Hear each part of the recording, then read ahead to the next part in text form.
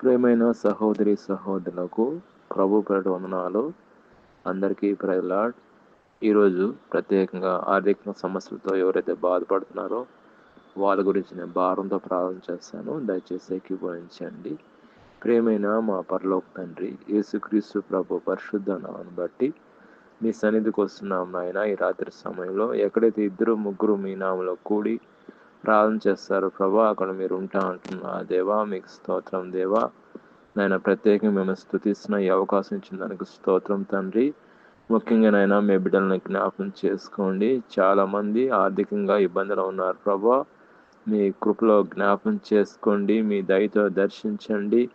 ఆర్థికంగా వనరులు దయచేయండి. ఆర్థికంగా అందరిని దీవించండి. అబ్రహాం దేవా, ఇస్సాకు దేవా, యాకోబు దేవా. అబ్రహాం దీవించండి, ఇస్సాకును దీవించండి, యాకోబును దీవించండి నాయన. ఆర్థిక వనరులు దయచేయండి, ప్రసాదించండి నాయన. ఆర్థికంగా నాయన దీవించండి, అప్పుల నుంచి విడిపించండి నాయన. ప్రత్యేకమైన కృపతో నింపండి, ప్రత్యేకమైన దయతో నింపండి, అప్పిచ్చేవారుగా చేయండి నాయన.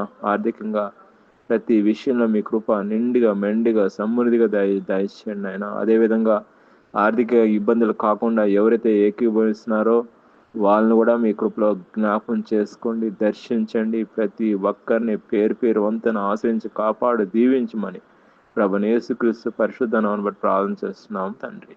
ఆమేన్.